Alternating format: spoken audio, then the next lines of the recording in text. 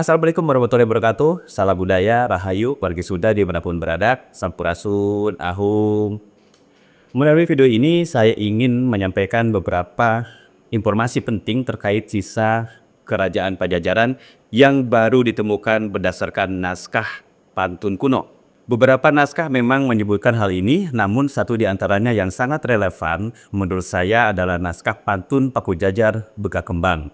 Dalam naskah Paku Jajar Beka Kembang dijelaskan tentang demografi serta letak geografis situs Kota Tangguhan dengan sangat selaras. Padahal naskah ini telah ada sejak ratusan tahun yang lalu.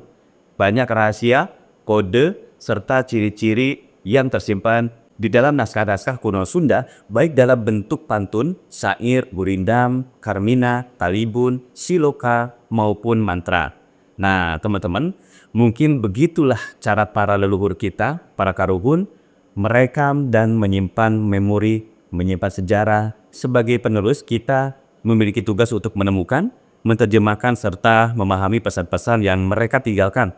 Salah satu penemuan menarik di situs Kota Tangguhan adalah adanya sebuah batu bertuliskan aksara yang belum teridentifikasi menurut saya. Apakah teman-teman bisa melihat? Saya akan spill sedikit. Silakan. Ini aksara mana?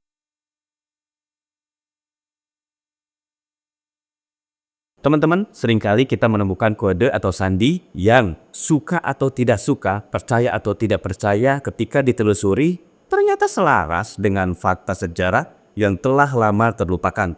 Oleh karena itu, melalui video ini saya ingin membuka serta memediasi informasi mengenai situs Kota Tangguhan berdasarkan naskah pantun Paku Jajar Beka Kembang yang isinya insya Allah dikuasai oleh Kang Fajri Maulana Rifai. Nah, teman-teman, hal ini yang membuat saya tertarik untuk terjun dalam mega project peninggalan alam ini. Saya mendukung gerakan yang dilakukan oleh Sabah Lewung Paksi yang dikomandoi oleh Kang Fajri dalam mengungkap sejarah yang tersembunyi di balik kisah hilangnya kerajaan Pajajaran.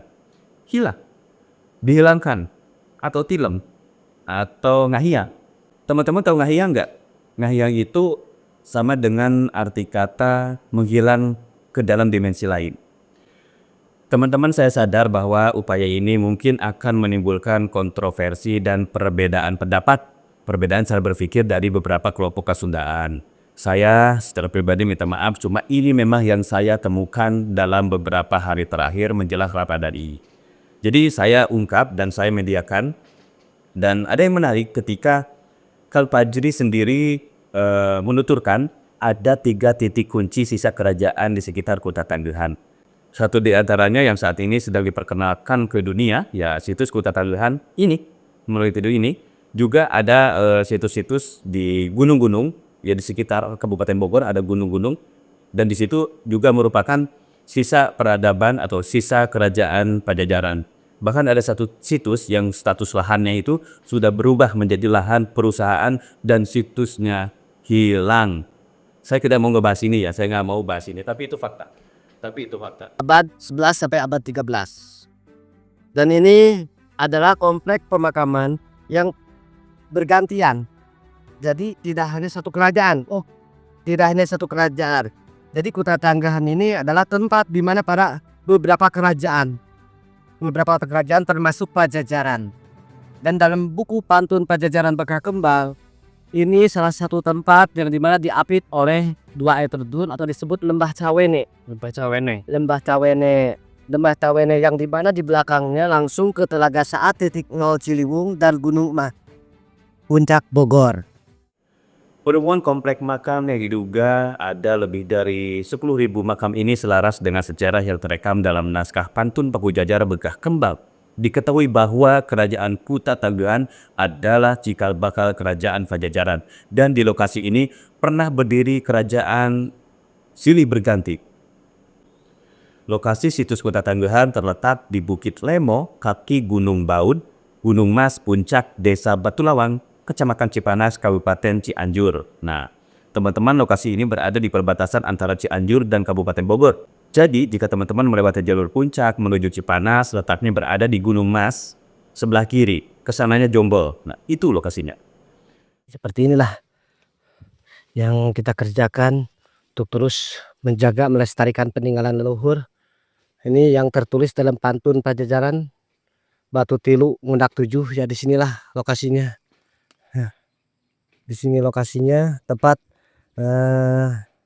berdirinya atau di dalam pantun Paku Jajar Bekah Kembang tuh Eyang Batara, Eyang Kala itu ya loncat ke Gunung Raga Jambangan ya, atau sekarang yang disebut dengan Pasir Awi itu ya. Pasir Awi yang di sana ada juga batu tulisnya dengan simbol tangan dan simbol kakinya. Kita terus semangat. Inilah Paku Jajar. Paku Jajar yang terdapat di lokasi. Paku yang berjejer, pohon paku yang berjejer yang seperti menandakan sebuah batas ya, dimana pohon pakunya itu berjejer sampai ke ujung sana, lurus seperti ditanam ya. Nah, pohon pakunya. Nah, disinilah bukti pantun Pajajaran Paku Jajar Bekah Kembang.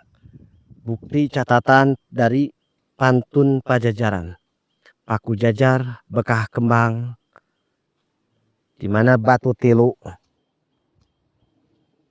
Ngundak 7. Apakah Kang Fajri, teman-teman? Siapakah Kang Fajri? Kang Fajri Maulana Rifai. Kang Fajri yang juga dikenal dengan panggilan Ali Usman adalah seorang pegiat budaya yang sangat, menurut saya ya, sangat menguasai naskah Paku Jajar Bekah Kembang serta berbagai naskah kuno lainnya. Setelah mendirikan Greenpeace, saat ini beliau mendirikan dan mengkomandoi menjadi ketua umum di Sabah Leuweung Paksi. Beliau adalah orang pertama yang membuka situs Kota Tangguhan pada tahun 2017. Mulai dengan organisasi Greenpeace waktu itu yang ia dirikan bersama beberapa temannya. Jika teman-teman menemukan nama Greenpeace dalam berita terkait situs Kota Tangguhan pada tahun 2017, itu Kang Fajri di dalamnya. Nah, teman-teman, selama bertahun-tahun masyarakat hanya mengetahui bahwa di kawasan ini yang berada pada ketinggian sekitar 1400 mdpl hanya terdapat 17 makam tua. Makanya disebut juga makam 17. Namun setelah Kang Fajri didampingi Kang Suhe mulai melakukan babat alas atau membersihkan hutan ya, ditemukanlah lebih dari 1000 makam. Bukan hanya itu teman-teman, di balik keindahan Punden Berundak, ada 7 Punden Berundak di sana, makam-makam tua yang berserakan juga ditemukan lokasi gua, jalur air serta gerbang maya yang masih dirahasiakan. Sebetulnya ini sudah mulai terkuak ya, sudah mulai terpublish. Tapi tergantung apakah perlu dipublikasikan saat ini atau tidak.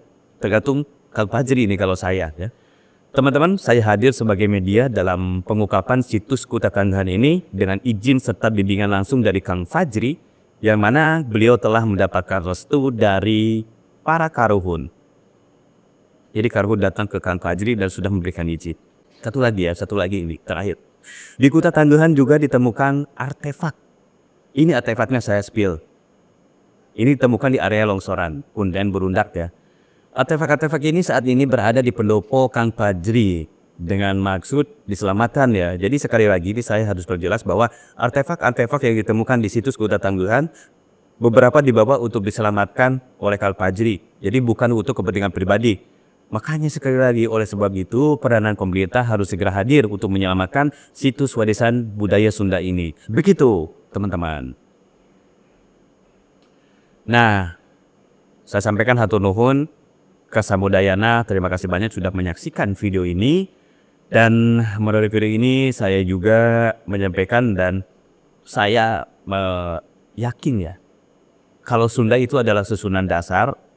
Jadi oleh karena itu penyelamatan situs-situs purbakala Sunda bukan hanya, menurut saya bukan hanya tanggung jawab orang Sunda itu sendiri, tetapi tanggung jawab seluruh umat manusia di muka bumi ini, karena Sunda adalah peradaban.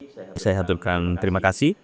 Rahayu, Rahayu, Sampurasun. Assalamualaikum warahmatullahi wabarakatuh.